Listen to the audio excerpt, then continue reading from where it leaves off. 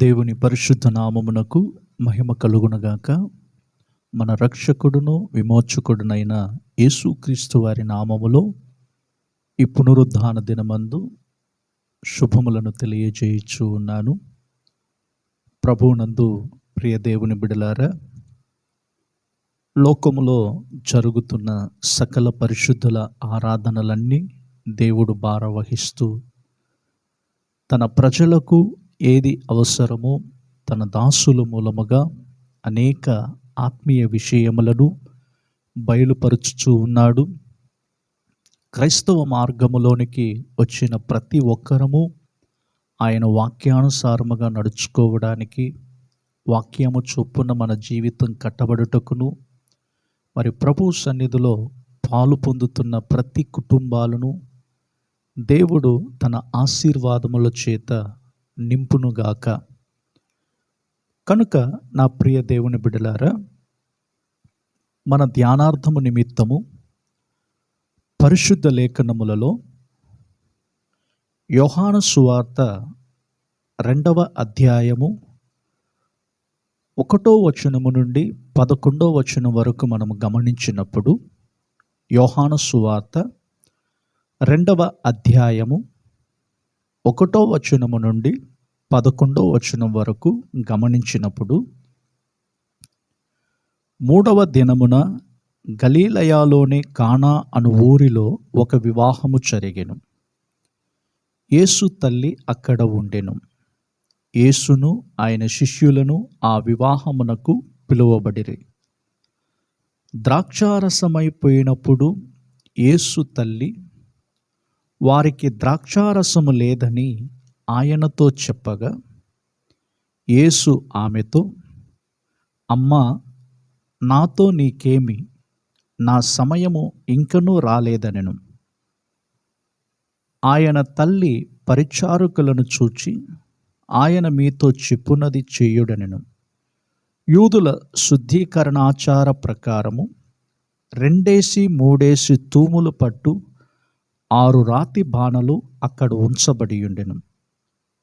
యేసు ఆ బాణలు నీళ్లతో నింపుడని వారితో చెప్పగా, వారు వాటిని అంచుల మట్టుకు నింపిరి. అప్పుడు ఆయన వారితో, మీరిప్పుడు ముంచి విందు ప్రధాని యొద్దకు తీసుకుని పోండని చెప్పగా, వారు తీసుకుని పోయిరి. ఆ ద్రాక్షారసము ఎక్కడి నుండి వచ్చెనో ఆ నీళ్లను ముంచి తీసుకుని పోయిన పరిచారకులకే తెలిసినది కానీ విందు ప్రధానికి తెలియకపోయెను. గనుక ద్రాక్షారసమైన ఆ నీళ్లు రుచి చూచినప్పుడు ఆ విందు ప్రధాని పెండ్లి కుమారుని పిలిచి, ప్రతివాడును మొదట మంచి ద్రాక్షారసమును పోసి తన జనులు మత్తుగా ఉన్నప్పుడు జబ్బు రసమును పోయును. నీవైతే ఇది వరకును మంచి ద్రాక్షారసము ఉంచుకుని ఉన్నావని అతనితో చెప్పెను. గలిలయలోని కానాలో యేసు ఈ మొదట సూచక క్రియను చేసి తన మహిమను బయలుపరచెను. అందువలన ఆయన శిష్యులు ఆయన యందు విశ్వాసముంచిరి. నా ప్రియ దేవుని జనులారా, ఈ సంభవం అనేది అనేక సందర్భాల్లో మనం విన్నాం. కానా ఊరిలో దేవుడు అద్భుతం జరిగించాడనియు, నీళ్లను ద్రాక్షారసముగా మార్చాడనియు అనేక మంది దైవదాసులు మనకు ఆత్మీయ విషయములను బోధించుచూ ఉన్నప్పటికీ, ఈ సమయములో మరొకసారి కూడా ఈ సంభవాన్ని నేను మీకు ఎత్తి చూపాలని ఆశపడుతూ ఉన్నాను. మన అంశం ఏమిటంటే, అర్హత లేని వారిని దేవుడు అర్హులుగా చేయును. అర్హత లేని వారిని దేవుడు అర్హులనుగా చేయును. ప్రయోజనం లేని వారిని దేవుడు ప్రయోజకులుగా మార్చగలడు. కొన్ని సందర్భాల్లో మనం అనుకుంటాం, నేను దేనికి ప్రయోజనము లేకుండా పోతున్నాను, ఏ విధముగా కూడా నేను ఉపయోగపడలేకపోతూ ఉన్నాను, మరి దేవుడు నన్ను వాడుకోగలడా దేవుడు నా వ్యక్తిగత జీవితంలో అద్భుతములను చేయగలడా? నా కుటుంబ జీవితము, నా కుటుంబము యొక్క పరిస్థితి ఇలా ఉన్నది కదా, మరి దేవుడు గొప్ప కార్యములు నా కుటుంబములో చేయగలడా అనే అవిశ్వాసముతో అర్హత లేనటువంటి ప్రజలుగా, అందరి చేత త్రోసివేయబడినటువంటి ప్రజలముగాను, ఎందుకు పనికిరానటువంటి పాత్రలుగా ఒకవేళ మిగిలిపోయి ఉన్నట్లయితే, ఈ మాటలు వింటున్న మీ జీవితాలలో ఒక గొప్ప అద్భుతం జరగాలని నేను ప్రభు సన్నిధిలో మనవి చేస్తూ ఉన్నాను. కనుక నా ప్రియ దేవుని బిడ్డలారా, ఎటువంటి వారమైనప్పటికీ దేవుడు వారిని ఉపయోగించుకోగలడు, వారిని అర్హులుగా ఆయన చేయగలడు. చదవబడిన ఈ వాక్య భాగములలో కొన్ని ఆత్మీయ విషయములనేవి మీ ముందు ఉంచాలని ఆశపడుతూ ఉన్నాను. ఎందుకు పనికిరానటువంటి నన్ను కూడా దేవుడు ఈ విధముగా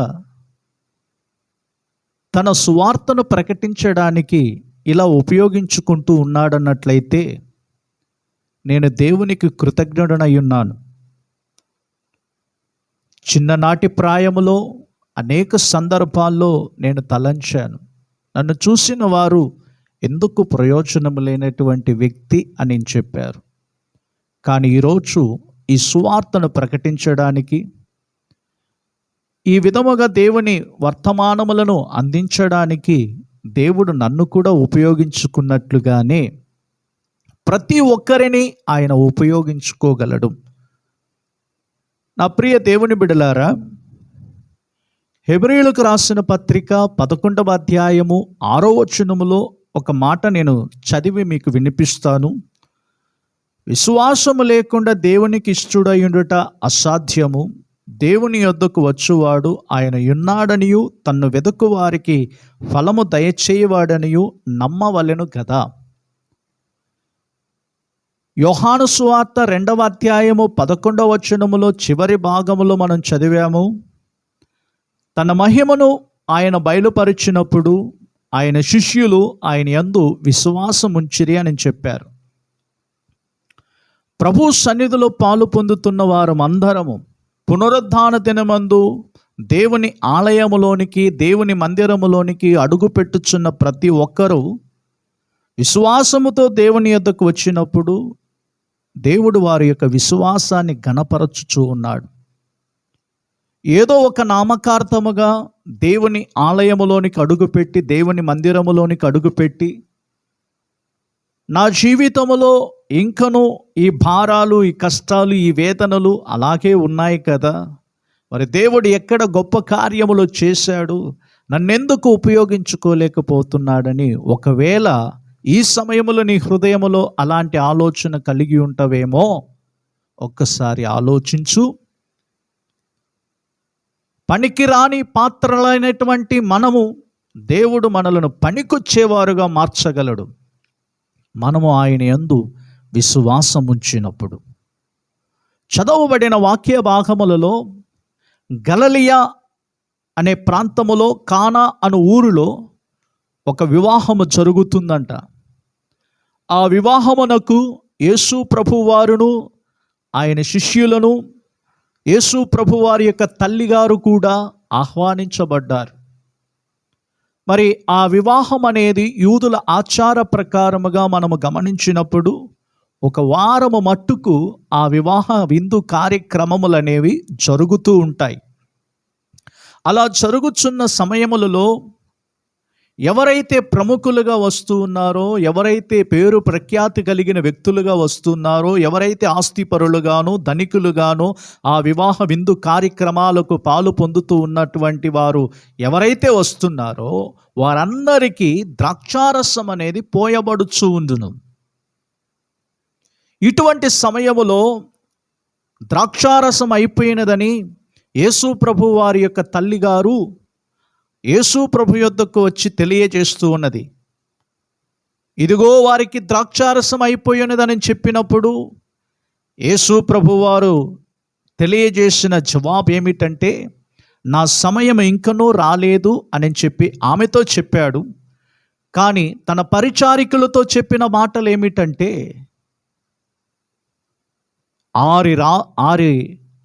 ఆరు రాతి బాణలు అనేవి అక్కడ ఉంచబడ్డాయి.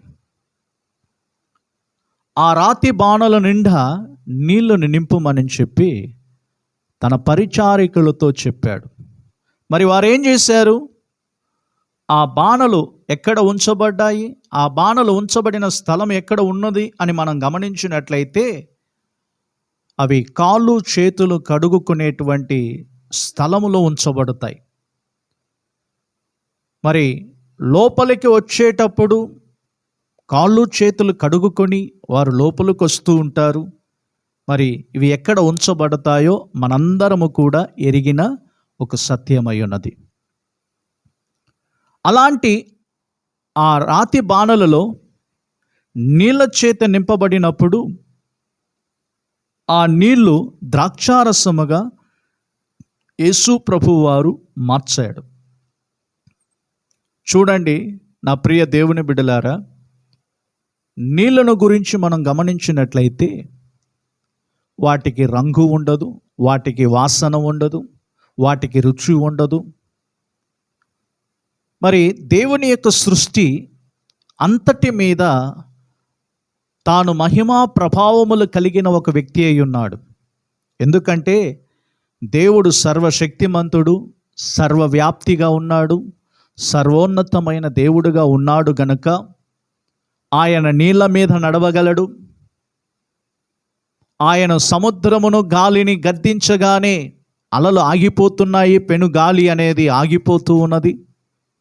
మరి సృష్టి యావత్తు మీద తన యొక్క మహిమా ప్రభావములు కలిగిన ఒక దేవుడై ఉన్నాడు. దేవుడు ఆకాశము నుండి భూమి మీదకు తన వర్షమును కుమ్మరిస్తూ ఉన్నాడు.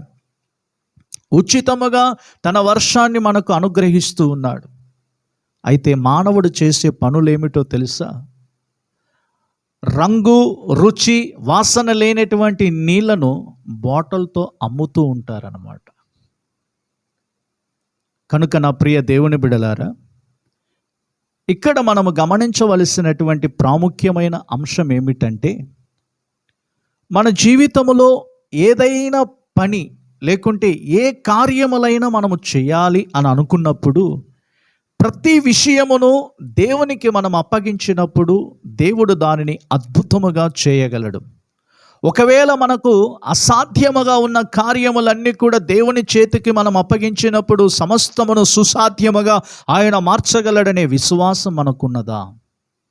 కొన్ని సందర్భాల్లో నేను కూడా అవిశ్వాసం అనేది నాలో కలుగుతూ ఉన్నప్పుడు, ఈ కార్యములు ప్రభువా జరగగలవా అని చెప్పి నేను అవిశ్వాసపడుతున్నప్పుడు, ఆ అవిశ్వాసము నా యొద్ద నుండి తీసివేసి సమస్తమును సాధ్యపరచగలిగినటువంటి సర్వశక్తిమంతుని నేను అని చెప్పి ఆయన చెప్పగలిగిన దేవుడై ఉన్నాడు. ఎందుకంటే ఆయన జీవము కలిగిన దేవుడు కనుక నా ప్రియ దేవుని బిడ్డలారా, యేసు ప్రభువారు తన పరిచారికులను చూచి రాతి బాణల నిండా నీళ్లు నింపమని చెప్పాడు. వారందరూ కూడా ఆ నీళ్లతో ఆ బాణలను నింపెను. నింపిన తదుపరి ఆ నీళ్లు ద్రాక్షారసముగా మారెను. ద్రాక్షారసమునకు ఉన్న విలువ నీళ్లకు లేవు. అలాగే మన జీవితాలలో కూడా మనం గమనించినట్లయితే యేసు ప్రభువు లేని జీవితాలు విలువ లేని జీవితములుగా ఉంటున్నాయి.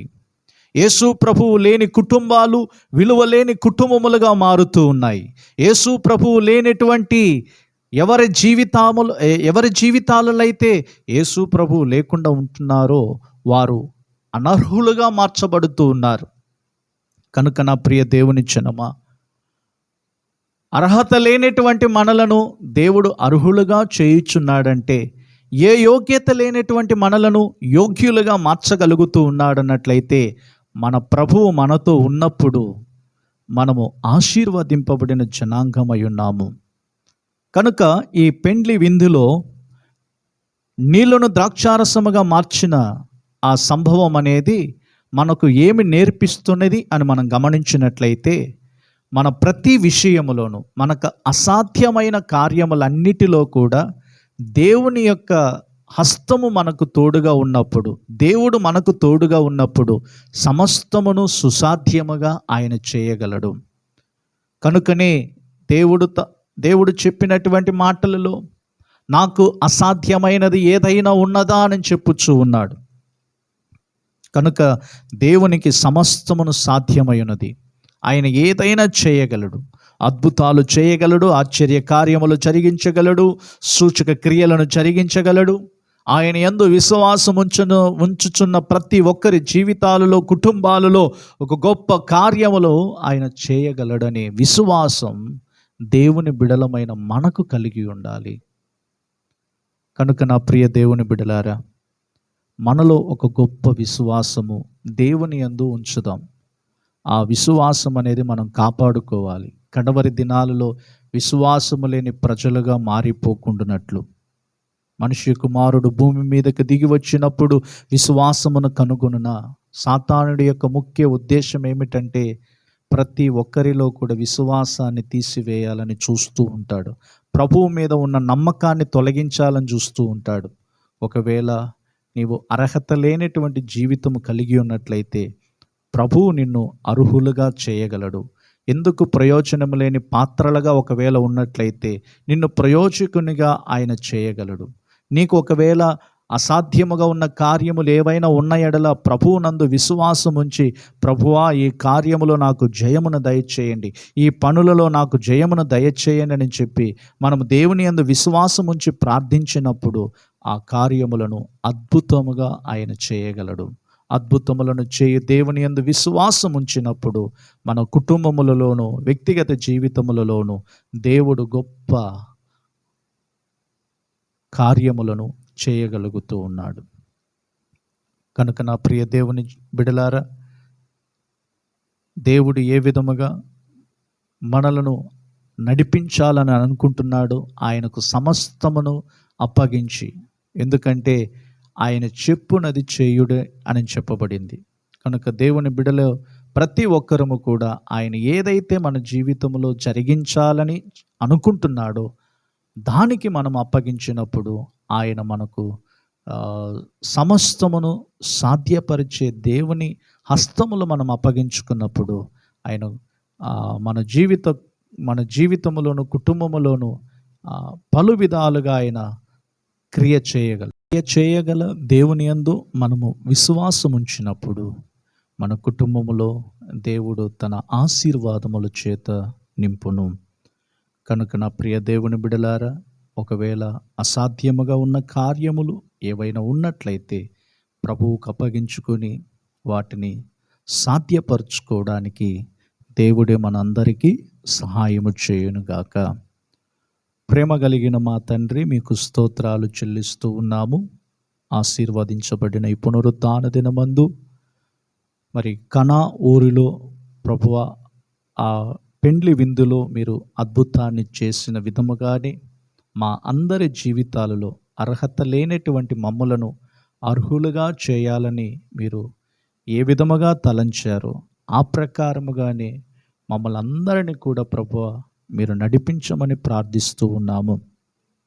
దేవా, శిష్యులు ఏ విధముగా మీ యందు విశ్వాసం ఉంచారు, సృష్టి యావత్తు మీద దేవా మీ మహిమా ప్రభావములు కలిగి ఉన్నారు, అలాగే మా అందరి జీవితాల మీద ప్రభువ మీరు అధికారము కలిగి ఉన్నారు గనుక మమ్మలను ప్రయోజనమైన పాత్రలుగా మీరు మార్చగలరని స్తుతి, ఘనత, మహిమ మీరే పొందుకొని ఈ వారమంతటిలో కూడా దేవా ప్రతి ఒక్కరి వ్యక్తిగత జీవితాలలో వారు చేయుచున్న ప్రతి పనులలో సమాధానమును, నెమ్మదిని మీరు కలుగజేసి మీ రాకడకు ప్రతి ఒక్కరిని మీరు సిద్ధపరచుమని యేసుక్రీస్తు వారి నామములో ప్రార్థించుచున్నాము తండ్రి, ఆమేన్. కనుక నా ప్రియ దేవుని బిడలారా, ఆత్మీయ వర్తమానములను వింటూ ఆధ్యాత్మిక జీవితములో బలం పొందుకునండి. ఆయన రాకడకు సిద్ధపడగలరని ప్రభువు పేరిట మనవి చేస్తూ ఉన్నాను. Praise the Lord. మిమ్ములను, మీ కుటుంబాలను దేవుడు దీవించును గాక.